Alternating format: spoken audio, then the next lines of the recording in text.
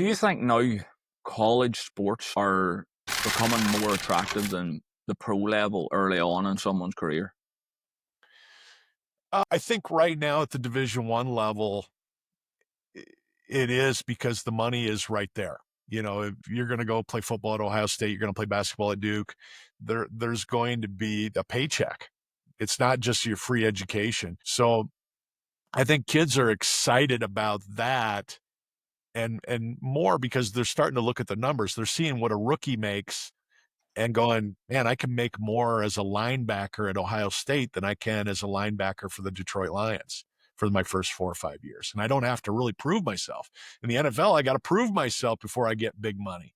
In college, you know, they're handing out seven-figure deals before you even step on the field or the court. So I think there's a little bit of that's doing it, but we're still seeing, and you and I talked about this before we clicked record, we're still seeing kids jump to the pros after their freshman year of college because there's still that dream. I want to play with the best players. I want to play against the best players. I want to be on the biggest stage. So I think there's still that desire to be the best and play with the best. Do you think then now the one and done era is coming to a close because there is that probably lucrative fill to the money you could get in your second year? No, because they still have to go to class. And there's too many kids that say, okay, I can go to the pros, make good money, maybe not as good of money as I'm making right now, but I can go to the pros and I don't have to go to class. I don't have to live in a small apartment. You know, I get to live the life I want to live and I get the freedom. So I think there's a lot of kids that just don't want to go to school. They want to play their sport. So I don't think that era is over unless those governing bodies decide to end it. Are you starting to feel a bit of pity for the teachers in these universities? Because how can you tell someone making $10 million a year in college sports to turn in their homework? Well, it's a challenge, but again, these kids have to care about it. And it goes back to their parents. It goes back to how they were raised. You know, if my son and daughter were going to go to college, you know, it'd be very clear, you know, they know you're going to class. Go learn something. You know, even if it's not the subject matter, go learn how to learn. Go learn how to be an adult, to show up on time, to get an assignment and get it done on time, you know, and build relationships with adults, with professors. So there's so much value in going through having that college experience, even learning how to deal with conflict. You know, I got a roommate that likes to throw their underwear on the floor or doesn't like to throw away their garbage. You know, well, you got to deal with that person. You got to learn how to deal with things that are different than you. So I hope that doesn't get lost. I hope parents will keep teaching their kids, hey, you're a great athlete. You got great opportunities, but go take advantage of all the opportunities that are in front of you. But again, it comes down to parenting. It comes down to, you know, what that relationship is between the kid and the mom and the dad and how they were raised. I do think parents have got more control and back now in college athletes. I think in the older days it was difficult. I mean, even look at you're talking about, having the experience of having conflict or having roommates that have annoying habits. Like, don't know if you ever seen that video of Caleb Williams' penthouse apartment in LA when he's at USC. Like, it's like he's almost not in college. He's just there the weekends. Like, but that's kind of where now the parents have more pressure with, even though it used to be waving your kids off to college, like they're released from your responsibility. Like they're almost now, you've got more now when they leave because you need to, because if they go to the next level and they're acting like a spoiled brat, they are going to get run straight out of town. Like it's not going to end well. Yeah. It's a challenge. It's a challenge in the stratosphere of the media because like you use Caleb Williams as an example. That's less than 0.01% of the student athletes in our country. You know, and I'm dealing with that 99.9% more than I'm dealing with that 0.1%. I've got a couple kids that are going to go D1 this year, but most of my kids are playing at the D2, D3, NAI, junior college level and they don't have those experiences. So I think that's what gets lost. We put so much attention in that less than one, and we kind of forget about the 99.9%. That's 200,000 kids that don't have that experience. So I think for a guy like Caleb Williams, yeah, he's had a great life. You know, since he was 17 years old, anything he wanted, he's had. So it's tough to, that's why I think he struggled a little bit last year in the pros because, I'm making a paycheck now, but everybody's as good as me or better, and I'm getting yelled at every day and I'm getting pushed and the media's, talking about me in negative ways. And I got to learn how to overcome that. It's a big transition for a 21 year old.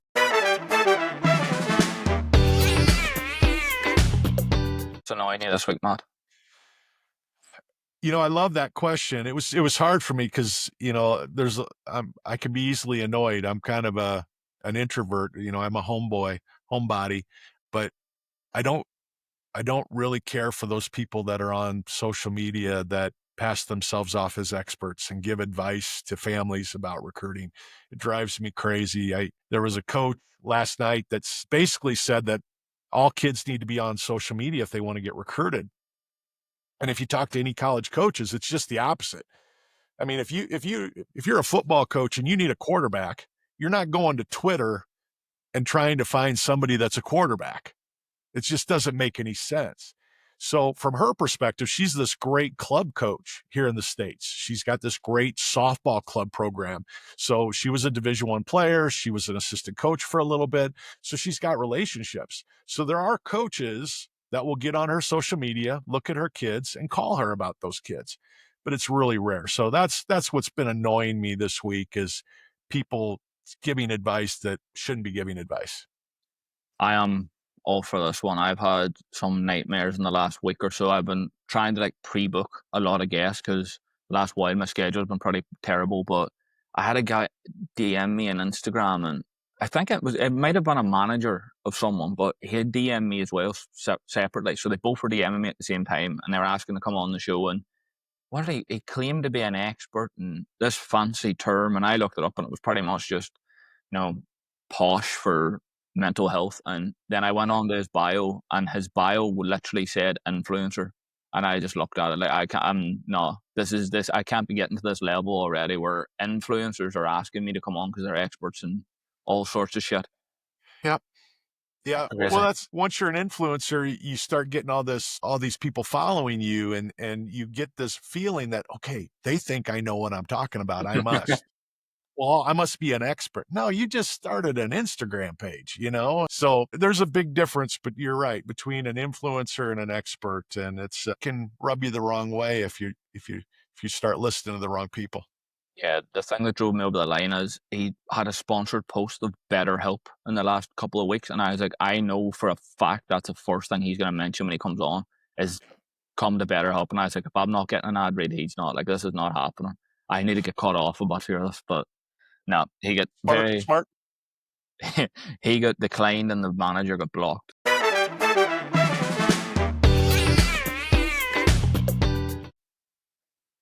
These kids that you're helping get recruited, like I'm one of the most unathletically gifted people in the world, and I know about all this NIL and all the money that's being thrown around. They no doubt have more information than me, but how can you get them to look at something other than the big shiny prize of the NFL, of the NIL, sorry? Yeah. I think it comes down to reminding kids that their health and their happiness has to come before money. Money isn't going to dictate that health and happiness. Does it make a difference? Heck yeah. If somebody's going to give you $1 million, you're going to find a way to be healthier and happier. There's more you can do to help yourself. But it's finding that school that really speaks to you, that you're going to be comfortable there. I was one of those kids. I grew up in a really small town. I would have struggled in a lecture hall with 300 kids, where I didn't have the professor talking to me directly. So there's certain kids that need that smaller atmosphere and they need that opportunity to have people around them that really care about them. So I think for most kids, it's thinking about who you are before you think about what you want. Okay, I'm an introvert. I like small. I don't like big areas. I don't like being in a big stadium. I'd rather be in I'd rather go to a smaller concert where maybe there's 200 people listening to this band instead of 20,000. So you have to think about how far away from home you want to go and what kind of environment you want. There's a lot of kids that grew up in Minnesota. They know that it's going to snow for 6 months. and they're not used to not having seasons if they go to California or Florida. So helping kids understand who they are and really what makes them happy and healthy. Now we can start determining what's out there that fits you. What school's out there, what type of coach is going to fit you. And then all of a sudden you're going after those things that long term are going to make a bigger difference for you than just the paycheck. Let's go back to Caleb Williams. I'm a huge Chicago Bears fan, so that's easy for me to talk about. He's got a really good coach this year. Last year, I don't think he had a coach that really fit him. And I think this year he's got a young coach, a dynamic coach, a coach that's not afraid to yell at him and bark at him, but is also going to be a big cheerleader for him. And I think he's going to be creative with him and he's going to think about who he is. So having that right coach in college makes a huge difference. The money's great, but if that coach isn't going to make you great, you're not going to make any money after you leave. I just got off the phone with a Division I coach and he said, "Matt, I've got 5 kids that have been making 20, 30,000 a month their whole time playing for me, and they're not good enough to go to the NBA." So all of a sudden that paycheck's going to end and there isn't an opportunity to go make that anywhere else outside of the NBA. They can go overseas, but they're not going to make that kind of money. So that's the scary part is we're giving all these kids the money. And if they're not good enough or they don't get to that level to play in the pros or get drafted, now they're back to square one and they're 22 years old and maybe they have a degree, maybe they don't. Maybe they put effort into who they want to be after sports, but it's a huge challenge. I know. I think that it's gonna now take a different type of person to be a college coach, I think, especially in those Power 5 schools. Because I remember even years ago, Kobe Bryant was talking to Patrick Bet-David about how when he got to the NBA, you could almost see really, really gifted and talented athletes just stop trying because they made the money. Like they got to their second contract or whatever. And I feel like now in college, those people you're mentioning that are making 20,000 a month, it's going to be difficult to get them to lock in and learn something new or be a leader in a team when they could just go and record a TikTok for Celsius and make that money that they don't really need to go to school anymore anyway. Yeah, I wish I had the answer for that because again, I think it starts at home and I think it starts with priorities. What is your priority that mom and dad taught you? What are your value system that your parents taught you? If it's all about making money, well, you're going to be an unhappy adult at some point. If you don't know how to find those people that are really your friends and really you trust and they trust you, and you don't have that in your life, man, that's a lonely world. We all need those people that we know have our back. Whether we have money or not, they're there. And I think some of these kids are losing that because they have so many people that want to get into their pockets and have a little bit of that peace that they're getting. So, again, I'm going to keep preaching this. I think it starts at home. I think it starts whatever you're teaching your kid, teach them to care about everything else. And then the money will come. If you're working hard and you've got a great attitude and you build great relationships and you care about what you do, the money will be there in some shape or form. Yeah, the athlete parent has got a real tough job coming in the future because, we spoke before we recorded, like, giving a 17, 18-year-old fresh out of high school kid that much money, it can't be good long term, never mind short term.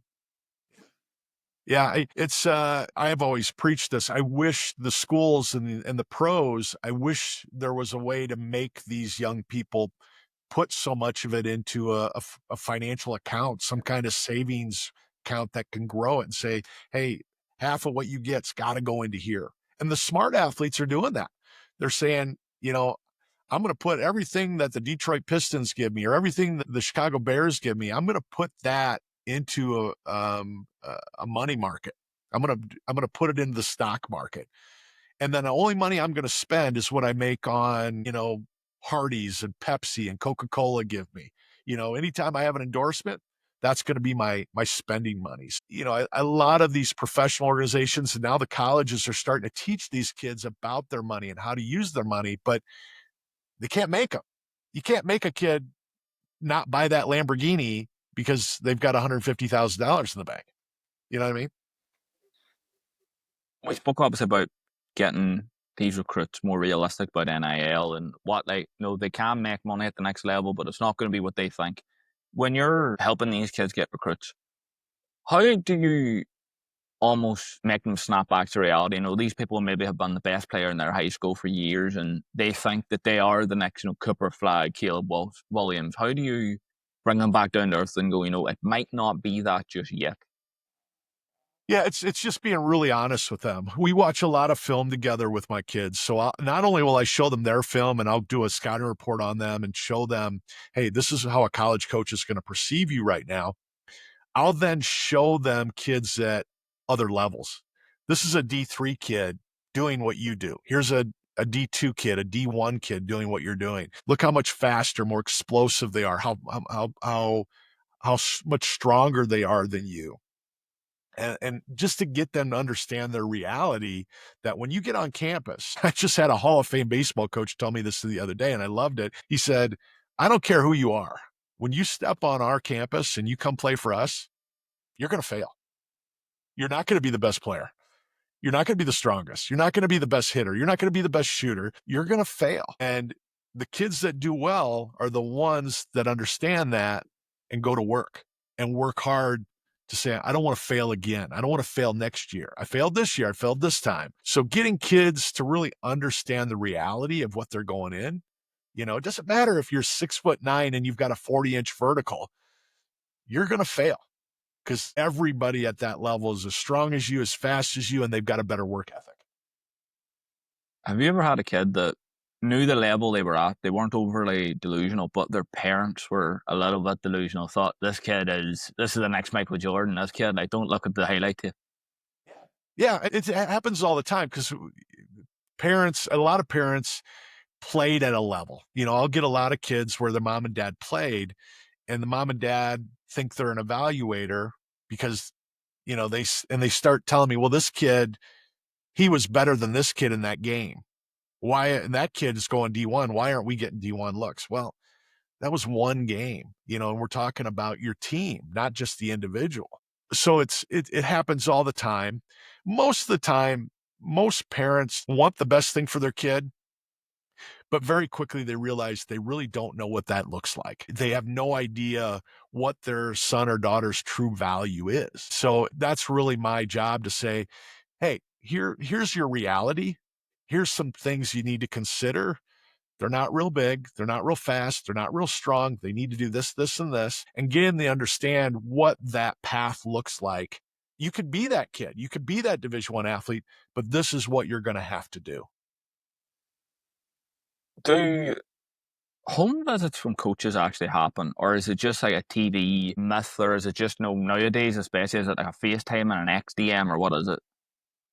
I love the home visit. I was a home visit coach. It was really important for me that if a family was going to commit to playing for me and I wanted them to come visit, I'm gonna meet you halfway. I'm gonna come visit you first. I'm gonna be in your environment, let you ask me questions. So a lot of coaches feel that way. It has changed a little bit because now we can be face to face now. Where 5, 6 years ago there wasn't a lot of those opportunities. Now we can get onto Zoom. Well, we can get onto FaceTime and see each other. But a lot of coaches still take that seriously, that home visit. It's just because not only do you want the family to get comfortable with you, but you want to find out, what does their environment look like? Do I really want this kid? Is this family going to be a pain in the butt to me? Is there a lot of entitlement going on? Is there issues with mom and dad? Is there a dad that just loves to talk?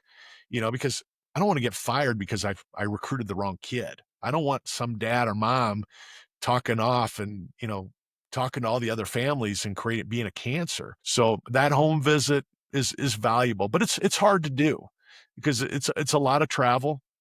It's a lot easier to have the kid come to you, and there's budget issues for a lot of these coaches. Like we said, there might be 100 coaches that can afford that have that $100,000 recruiting budget. But most of the 99% of the coaches, they're lucky if they have a $5,000 or $10,000 recruiting budget.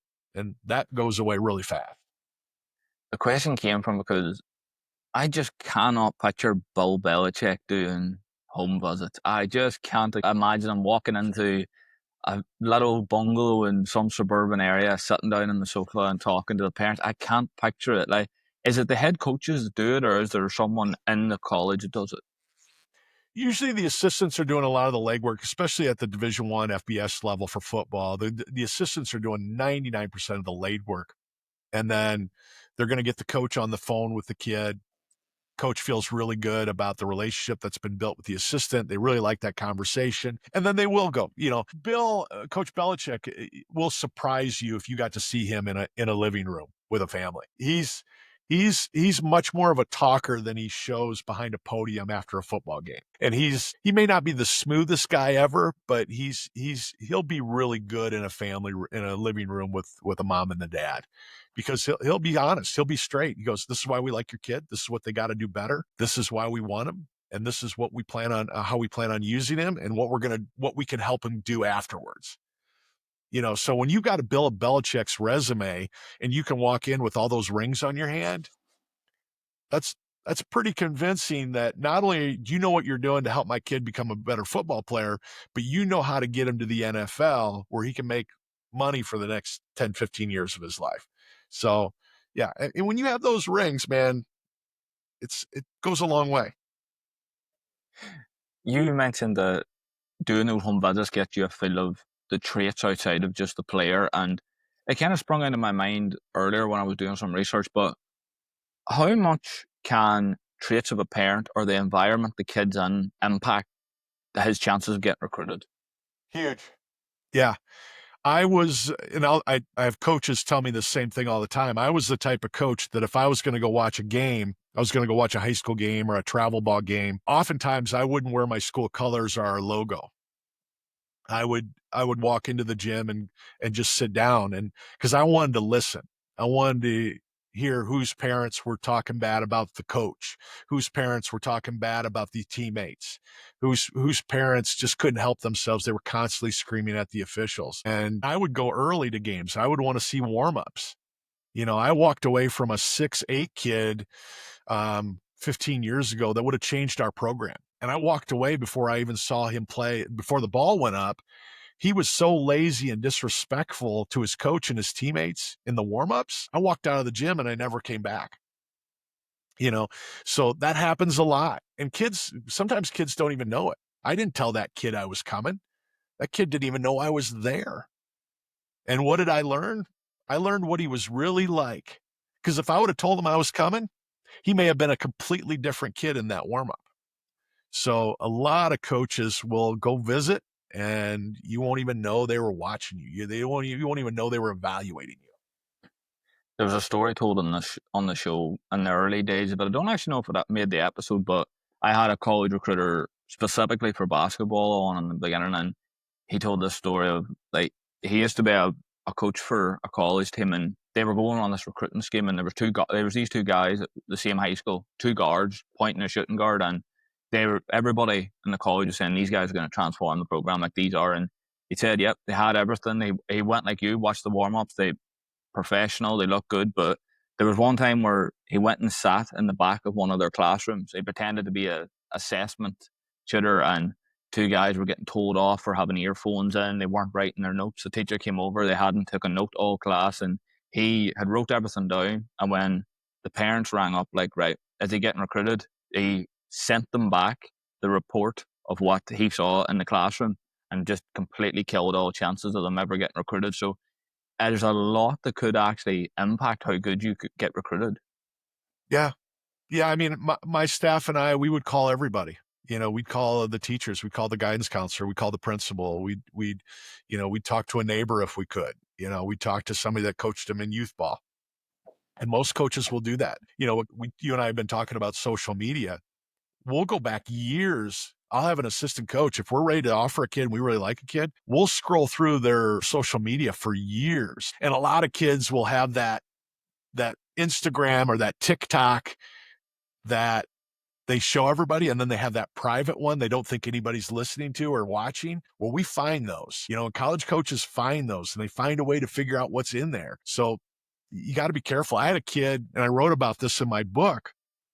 I had a kid 10 years ago, best kid in the world, 4.0, 3 sports captain, leader, one of the best kids I've ever met. And his senior year, he went to the first party of his life.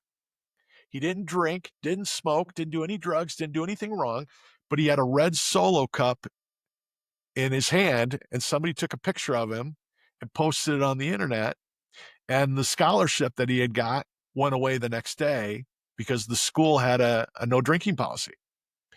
Well, the kid lost a scholarship, and he had water or lemonade in his cup, but he lost the scholarship because of what that school saw on social media. So there's so many things that kids don't understand.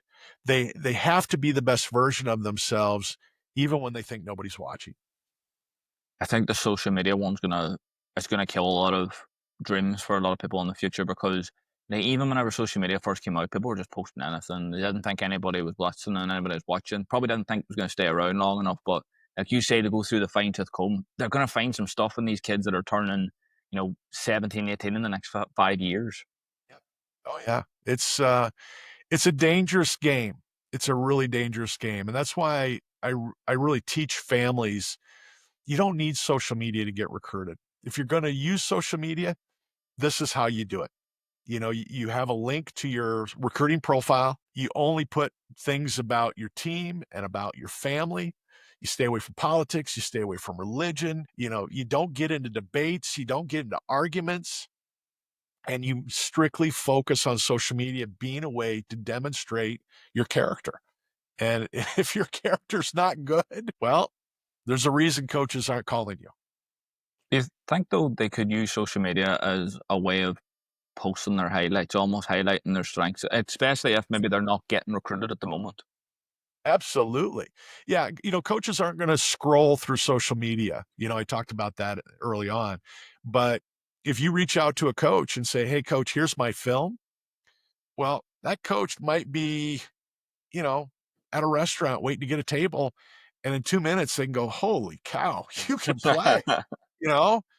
'Cause it's easy now.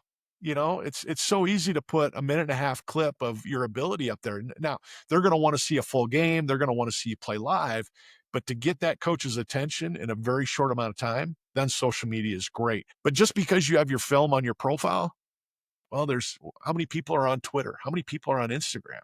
They're not just gonna find you. So you've gotta reach out to those coaches, say, "Hey, coach, I'm interested in you. Here's my film. Here's my grades. What do you think? Would you give me some feedback?" And the kids that do that and use social media that way, I love it. I think it's a great benefit. You mentioned that one of the kids that you were kind of recruiting was 4.0 and stuff, and I feel like that's something that gets put in the dark a little bit. And how do you reiterate to these people that you're trying to get recruited how important the academic part is because you're still a student athlete? Yeah.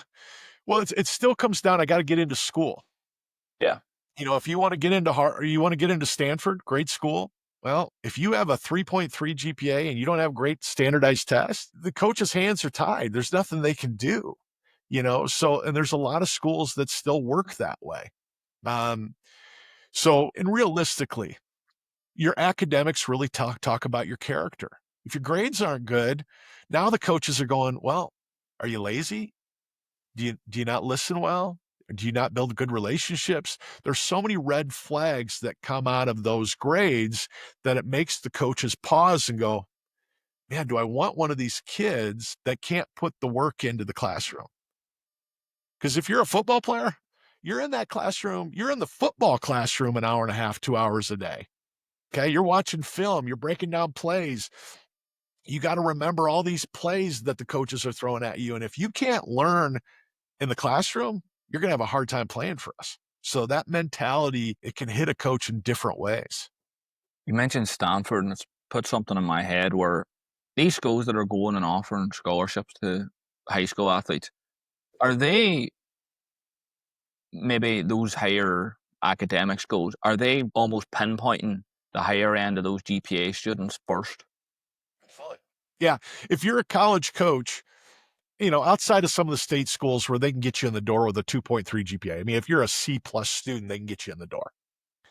You're not going to get any academic money, but if they've got a full ride scholarship, they can. And let me take a step back. This is what most families don't understand.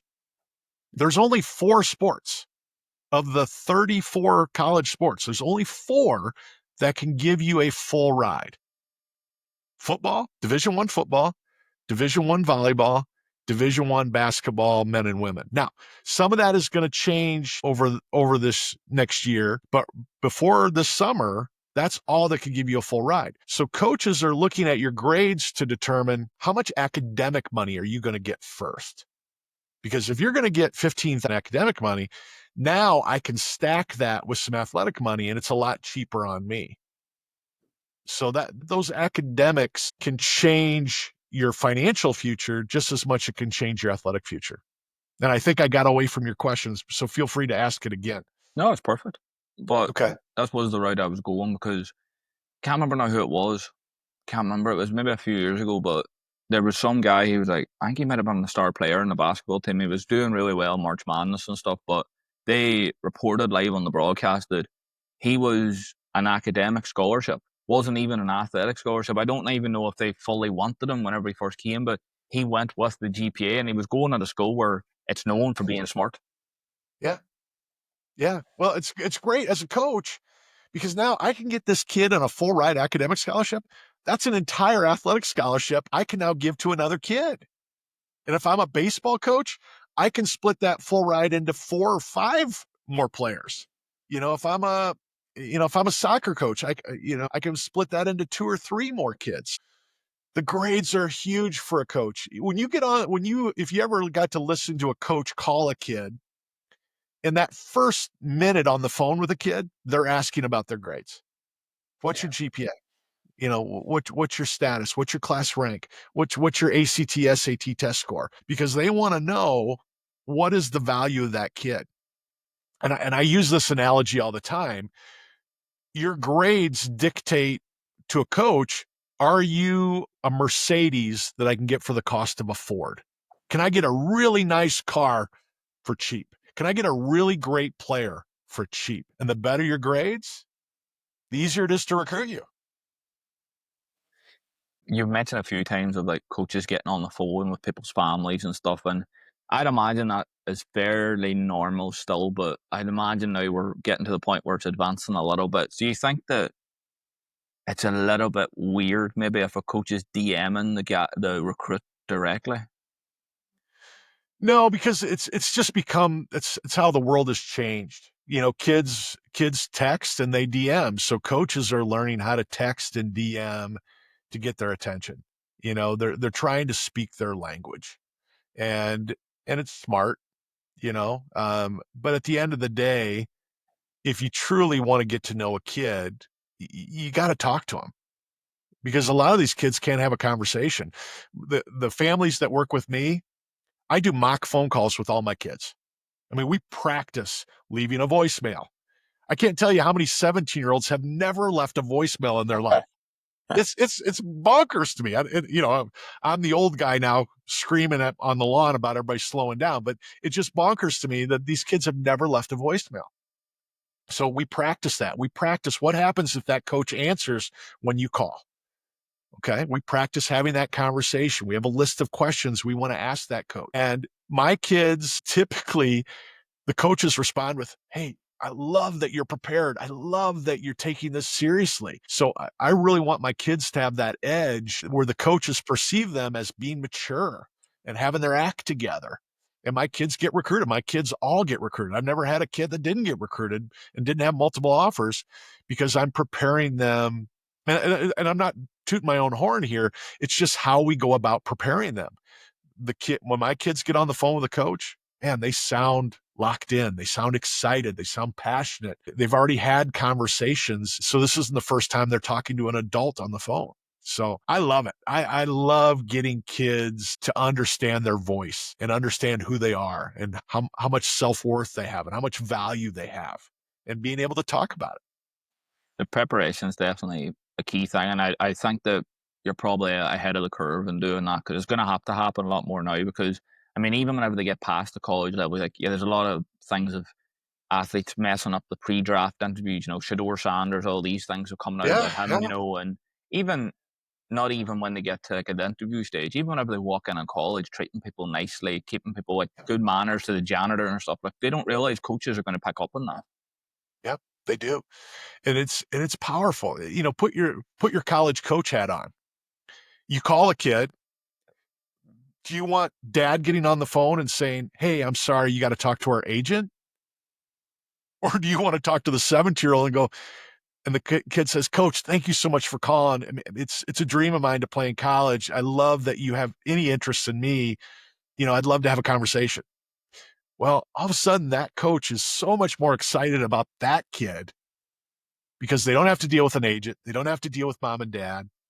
They're dealing with the kid they have to coach every day, the kid that they're going to work with every day. And it makes it easy for them. It's an easy choice. Why would I recruit you if I have to go through an agent? Why would I recruit you if I constantly have to go through your mom and dad? Are mom and dad coming to college with you? Are they going to be in my practices? Hell no. Okay. It's you and me, buddy. So if you can't talk to me, I got to look elsewhere. It's whenever you put it that way, it makes more sense. And I do want to go into the whole, coaches maybe persuading recruits to go to their school and stuff. Because imagine now it's very different. I imagine back then, and we obviously spoke about Reggie Bush before we started recording, and Yeah. I remember hearing stories of like old baseball coaches trying to recruit people, and they probably didn't have the money in baseball to give under the table deals and stuff. So I think that there was one case where the coach or the university like made an investment to the kid's mother's small business, and it counted as Right. under the table. Like, what is it now Right. if it's not under the table and like this is what we can do for you on the side? What is it now then that is the driving force apart from NIL? It's again, if you can change a family's life and you can change it more than the other guy, there's a big bonus with that. The under the table stuff was always there. I think it's been there. I've talked to people that even John Wooden kind of closed his eyes, but guys were getting money back in UCLA in the 60s, and maybe it was different. Maybe it was a couple $1,000s, maybe it was, money for an apartment. But I think now everything's just we're allowing it now. Everything's right here. Here's what we can do for you. We think you're a good enough athlete. We're going to give you $10,000 a month. And if you become a starter, we're going to bump that up to 25, 30,000 a month. And if you become all conference, we're going to help you get on some commercials, where you can make more money. Well, none of that has to be hidden anymore, but like I told you early on, I think we're going to get to the point where it's going to be a contract. It's not going to be a free for all. It's going to be every kid comes in, you sign that like an employee would, and I know this is what I'm going to get as a freshman. And if I do really well, I can get bumped up to this. And I think it's going to become a business contract. So, people that have wanted this for years, you're going to get what you want. You're going to get what you've been asking for, but you may not like it. You may not like what it looks like in a couple of years. Yeah, I already don't really like the sound of it. I know, like I read into those things you're talking about. Like, it's almost as like these college kids now. It's like an invisible contract. It's like in the NFL, you have like targets to meet and you get paid for each one. And it's crazy. Like they can get pay raises at the drop of the hat and things. And I mean, that's why I asked about, is college almost more, pretty than pro level now, because you can do all that while not really having the pro level pressure. Like it's almost like these college kids, if they mess up, it's still, he's in college, even though he's making 7 million a year, he's still in college. Yeah. Yeah, the free for all is nice for all these kids going through it right now. Again, I don't think it's going to be there in 2 years. So, and I think the agents are telling the kids this. Get every dollar you can get right now, because what you get right now, you may not be able to get in 12 months. You might not be able to get in 24 months. So it's very much of how much money can I make? So we talked about that quarterback that left Tennessee was making $2.4 million in NIL money, and he wanted to get more. And the idea is, well, if I get more now, if I don't make it in the NFL, if I don't ever get an NFL contract, how much money can I pack away right now before I leave this school where I can live off it for the next 20, 30 years. So we'll see. We'll see what changes. But like you said, right now, just about anything goes. And the coaches hate it. The coaches just absolutely hate it. I can imagine the coaches of the smaller schools are hitting it even more though, because there'll be a lot of people that I'm sure you've heard of them whenever you're trying to get them recruited. They'll almost want to go, red shirt or walk on at a D1 school in the hopes of climbing up and getting that NIL money when they could go D2, D3 for 1 year and then get full recruited to D. Yeah, it's greatly changed. It used to be and used to be 2 years ago. It used to be the college coaches recruited their freshmen. They brought in all the freshmen they wanted. And if you needed like a football team, let's say you're going to bring in 25 kids, maybe 20, 22 of those would be freshmen. And you wouldn't even think about a transfer until the end, till senior year. Well, now that's changed. Now, instead of offering a kid when they're a sophomore in high school or a junior in high school, they're waiting because there's so many kids in the portal. I can get a 22-year-old grown man who's already proven himself in the portal right now. Well, which would you rather have, an 18-year-old that's still learning how to work, or would you run a 22-year-old that's already shown he can play? Well, these coaches are now waiting later to find those portal kids, and maybe they bring in 7 or 8 freshmen and 17 transfers. Okay. Yeah. That's the world has changed, and how we go about recruiting and how I teach recruiting has changed because of it. Freshmen, we got to have great grades. We got to be big and strong. We got to have great character. We got to be able to articulate, because we have to separate ourselves in order for those coaches to pay attention to us, because they can go get somebody more experienced than you in a heartbeat. How do you prepare the kids that you're getting recruited for that jump to the next level? Because obviously we see the really talented high school athletes come out and make it look easy, but there's a lot of Yeah. them that just get swallowed up because it's a different ball game. Like you said, you're dealing with grown men. For me, it's really preaching the weight room and conditioning, just building those baby step routines where they don't need to go out and run 5 miles every day, but 3-4 days a week, they need to be doing some running. They need to be running some sprints. They need to be getting in the weight room, and if they can bench press 160 pounds right now, by the end of the summer, they got to get that to 180, 185. If they're squatting 200 right now, by the end of the summer, we need to get that to 300. So getting those kids really understanding and getting them a weight program and a conditioning program that they can do 3 to 4 days a week, and start getting their mind working about how important it is that they've got to work in the off season. Because once you get to college, it's not a 4-month season anymore. It's a 12-month season, and everybody's always doing more than you are. So getting them to build those habits with their strength conditioning is really, really important. But also continue to study and having study habits. Because when you get to college, mom and dad aren't there anymore. Now, there's nobody kicking you in the butt to get your homework done or to get up and go to class. So building those habits as a student is really important as well. In your experience, which sport has the craziest recruiters? It's it it's become a bit of a toss up. There's so many of them, but softball is really crazy on the girls' side. What makes It's them it's crazy?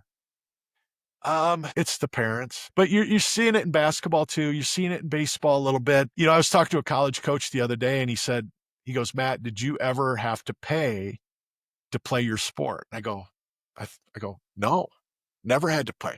You know, we might have paid $20 for summer baseball. We might have paid $50 for an athletic fee at the high school to play our sport. But these parents are paying $5,000 to $10,000 a year now to play travel ball. So they want their money back. They want their kid to get a scholarship, get some of that investment that they've made, that return on investment. So that's what's made it really crazy. And these kids, these baseball and softball, these kids are playing 100 games a year sometimes.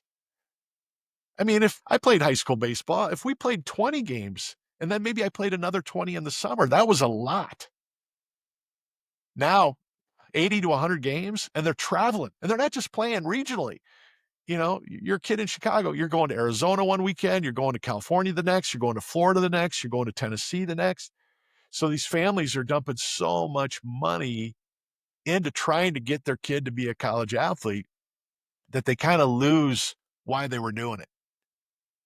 They lose the focus of, I want my kid to be happy. I want him to really learn how to be a great teammate.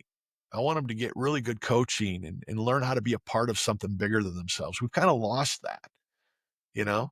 Yeah, So I can imagine in baseball, especially. Like, I mean, you see those contracts they're getting at the moment. No, it's just a matter of time before there's a 1 billion contract in the baseball. Like, so do you think there is some parents that, especially now, because we spoke about social media and stuff, and the only thing you really see now out of the sports world is how much someone's getting paid or how much they've got paid for something. Are parents kind of getting blinded by that money now? of course, yeah, it's and I would imagine it's easy to do. I'm not gonna say that if somebody offered my daughter a $2 million contract at 18, I would just blow it off. That's life-changing money for her. Her mom and I have worked for 30 years to, you know, make a third of that. And she's going to make it in a year. Oh, it would be hard for me to tell my daughter not to take that money. So, there's the reality of it. There's the logic of it. But I think at the end of the day, you got to take a step back as a parent and go, okay, if I'm only thinking about tomorrow for my kid, am I failing them? Because if I'm not thinking about 10 years from now and 20 years from now, when they blew out their knee as a 19-year-old and no longer were an athlete, well, how long is that $2 million going to last? It's not going to last as long as you think. So as a parent, you really have to take a step back and go, okay, I got to think about my kid that's a non-athlete. What are they going to look like at 23 when sports is no longer a part of their life? What did I do to prepare them for that? My final question. What's the most naturally gifted athlete you've seen, and did they make it? It's a good question. I've seen a lot of them. Um, Probably the kid, I got to think about this. The kid that probably is the most gifted that I saw was a great, great basketball player. And the only reason they didn't make it was because of an injury. And they lost that freakish athleticism they have. They still were a really good ball player, but they weren't the freak that they were after the injury. So I've seen a lot of that. But the best kids that I've coached, it was their desire to be a great person as much as a great player. That's the reason they've made it. I've had a half a dozen of my kids go on and play professionally somewhere, and they've all had pretty good careers. They all got to taste what it was like to play against the best, but I can't think of a kid right off the top of my head that's just done exceptionally well that you would know. I mean, a lot of them played in Greece or Poland or, Spain for a long time and had great careers there. But it's so tough. It's so hard to play professionally. When you do have kids like that, like you mentioned, oh, the talented guy that career was derailed by injuries, are you in those moments, are you kind of questioning doing what you do? Like, it must be tough to watch from the sidelines because you do get close to these people. You do, and it's always hard. But you go back to go, how did I raise them when they got to me? Did I teach them a work ethic? Did I teach them to be more than just a basketball player or a baseball player or a football player? Did I help them understand their value when that sport wasn't there? And I take that personally. I want all my kids, when the sport is done, to know that who they are and what their worth is, and that their sport doesn't define them. You sit down with a Michael Phelps or a Simone Biles, these great Olympians, and they'll tell you, I don't want to be defined by my ability to jump or swim. There's more to me than this. So I think as a coach, that's where I have to stay focused. It's helping them understand their value outside of their sport.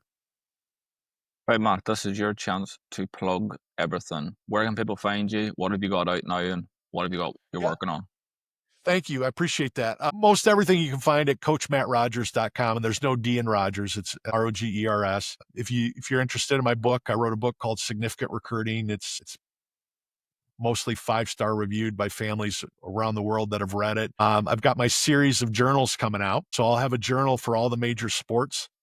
So what the journal does is it gives the kid, that 15, 16, 17-year-old, that allows them to see exactly what they need to do through their full recruiting process, how to set up a visit, how to call a coach, how to email a coach, what questions to ask. But more importantly, it gives them questions every week that they need to be asking themselves to prepare to talk to those coaches. So my series of journals will come out in, I think, the first week of June. We'll start with the first one. We'll have a softball journal out. And if you guys are interested, I interview college coaches every week where we talk about coaching, we talk about recruiting, and you can find that podcast everywhere that you look for podcasts. It's called Significant Coaching with Matt Rogers.